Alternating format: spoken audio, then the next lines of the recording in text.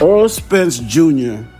has a secret weapon that if he utilizes against Crawford, he's going to make that fight look like a tune-up.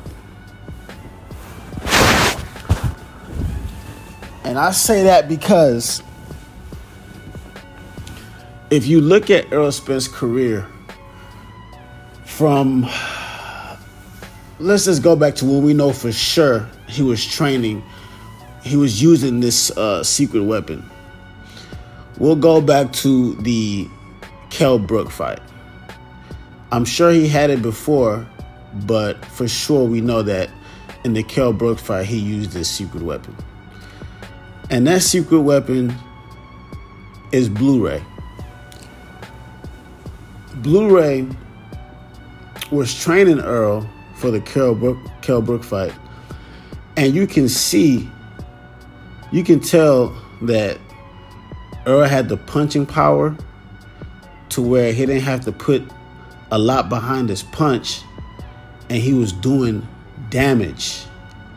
I mean, bone-breaking damage, face-changing damage.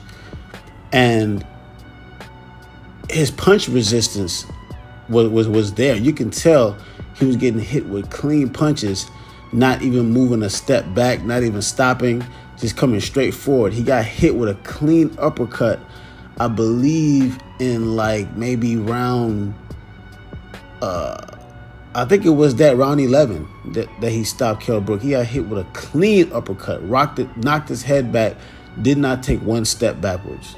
Had crazy punch resistance. Extremely strong, extremely durable, and you can tell he was getting stronger as the fight was going, which is what Blu-ray hangs his hat on when it comes to his training. Then he goes on to fight Lamont Peterson, which is arguably one of his best performances. Just systematically breaking down Peterson, which is kind of a weird fight because Peterson wasn't really fighting. Like, he wasn't really throwing nothing of consequence. He caught Errol a couple times, and you can tell again that he had that punch resistance. Was not even fazed by any clean shots that landed. Actually was smiling through them. Then he goes on to fight Ocampo, and that's his last fight using Blu-ray, from what I've researched and what I've seen in interviews. And of course, you saw he got Ocampo out of there in one round. But then something changes in Errol. He got that belt. He's getting paid. He did his homecoming performance, with Ocampo in Dallas. And he's getting a little bit more money. And he's getting cheap. He didn't want to. He dropped Blu-ray. He had no nutritionist. And he was basically doing it on his own. And you can tell when he went into that Mikey Garcia fight, which was his next fight after Ocampo, he was weight drained, extremely skinny. His muscles was not really there. His muscles was there, don't get me wrong, but it was skinny. It was real skinny, real weight drained looking. And you can tell in the fight that his punches didn't have the same thud to them. He was hitting Mikey Garcia with a lot of punches, but they had no thud, which is why he couldn't drop Mikey, because even though Errol did go in that fight saying that he wanted to box, you can tell that in round 9, he tried to get Mikey out of there. And he even said it in his post-fight interview that he tried at the end, but realized that he couldn't. And if you watch the fight, you can see Errol Spence makes a face. I think it's around like the 10th or 11th round or so. Might have been the 12th round even. He makes a face to say, basically congratulating Mikey in so many ways, to say that, you're gonna survive. Yeah, you made it. I can't get you up out of there. And it wasn't because Errol couldn't. He couldn't for that fight. It wasn't that he wasn't capable of it. It's because he didn't train in a way where he was strong enough. He was a weight drain 147 for that fight, and his punches had no pop. Mikey Garcia left that fight with barely any real damage to his face. He had a couple bruises, but it was nothing crazy. And then he doesn't learn his lesson from that fight. He goes on to the Porter fight with the same bad habits that he carried from the last fight. And I guess it's because he dusted Mikey 12 rounds to none that he felt that he didn't really have to. But, I felt like he should have for a Porter fight. And what happens in that fight is that Errol Spence comes into that camp and it's nothing but a fat camp. There's no strength and conditioning. There's no nutritionist. It's just straight sauna, the bag that they wear, the sauna bag to make them lose weight. It's basically just a fat camp. And you can tell if you look at that fight, Errol has no real muscle tone, especially in his back.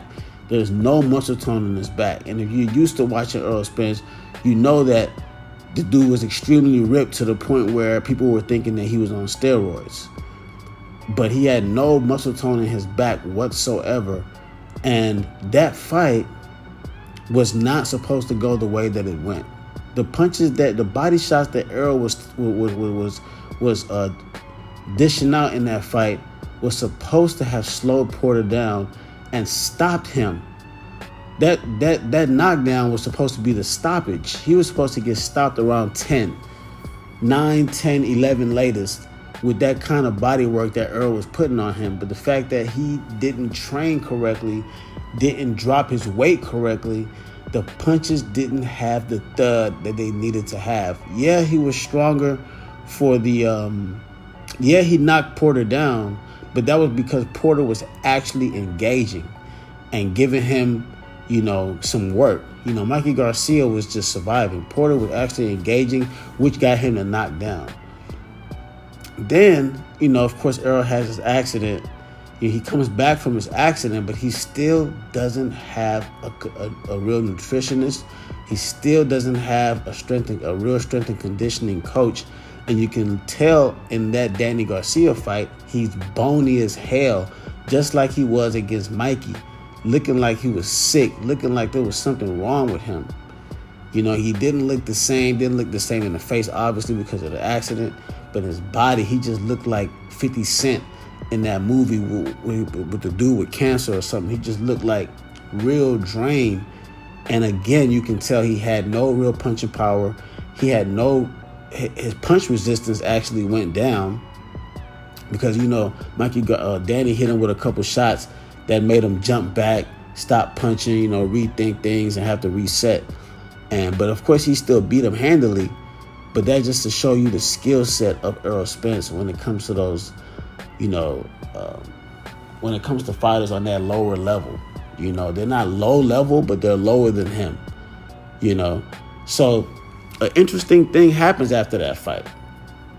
After that fight, his dad is actually asking for Blu-ray because he said he wants his son to be strong. He said that he wants his son to be strong, that he wasn't looking strong in his last fights. And so Errol Spence goes out. He doesn't get Blu-ray just yet, but he does hire a nutritionist, so he can start dropping weight the right way. And, he starts, he hires a strength and conditioning coach. But once he gets that Pacquiao fight, he does something interesting. He actually goes out and brings Blu-ray back in camp. And I know that because Blu-ray said it himself in one of his lives. Or I don't know if it was a live, but it was a video that he made. And he said it himself that Errol called him for that Pacquiao fight. He was trying to kill Pacquiao. He was trying to get Pacquiao out of boxing that night. Because when based on the history, if he trains with Blu-ray, he's coming with power, he's coming with durability, and he's coming with major punch resistance to where you're not going to be able to stop that train that's coming. So he really wanted to get Pacquiao out of there. And it's interesting that when he got the torn retina and Pacquiao went on to lose to Ugas and he got the Ugas fight, he didn't call Blu-ray for that Ugas camp. He just kept his nutritionist, kept the strength and conditioning coach that he did have, and he went on to break Ugas' face.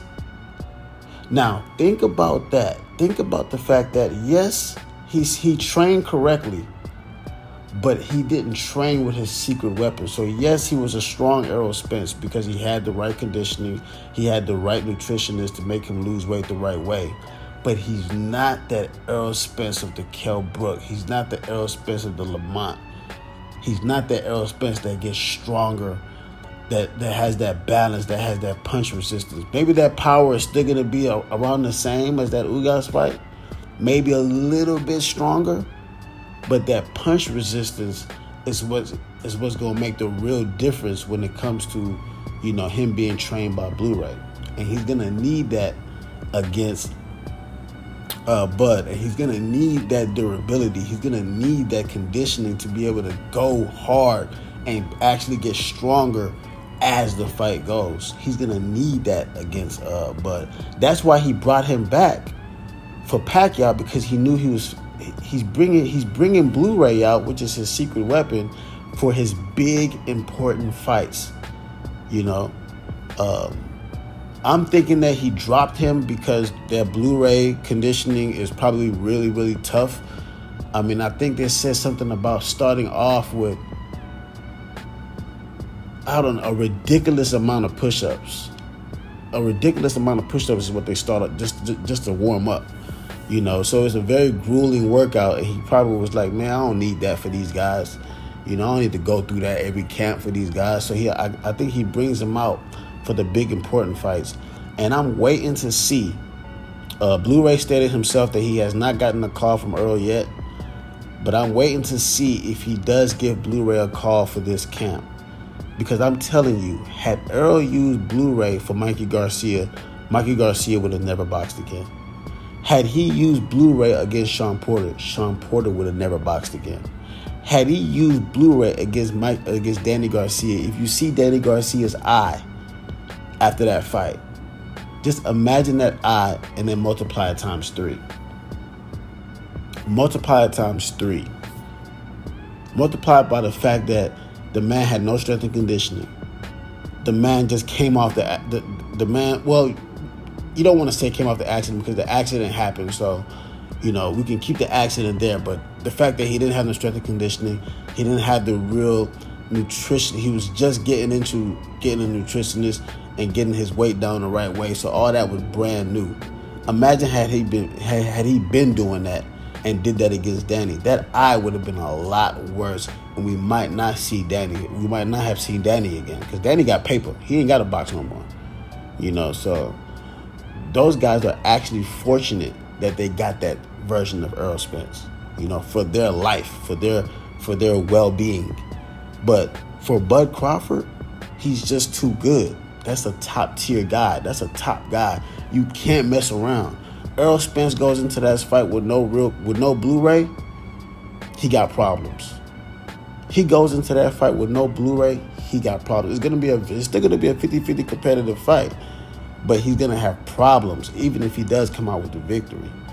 We all know that if he goes into that fight the same version as he did against Mikey, Porter, and Danny, he's getting wiped off the face of the planet within 6 rounds. Like, who said it?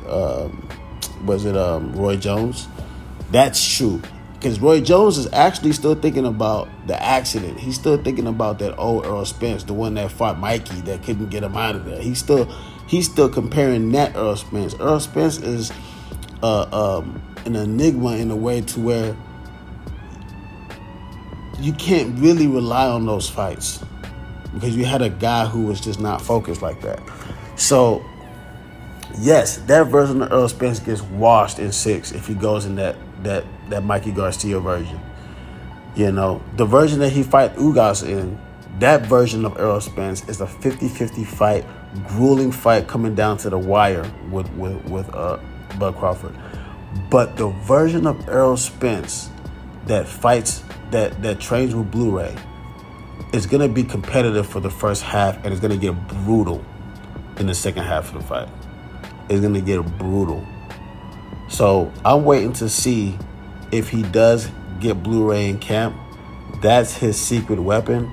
And if he gets that, just, you already know what to do. Go straight to the bookies.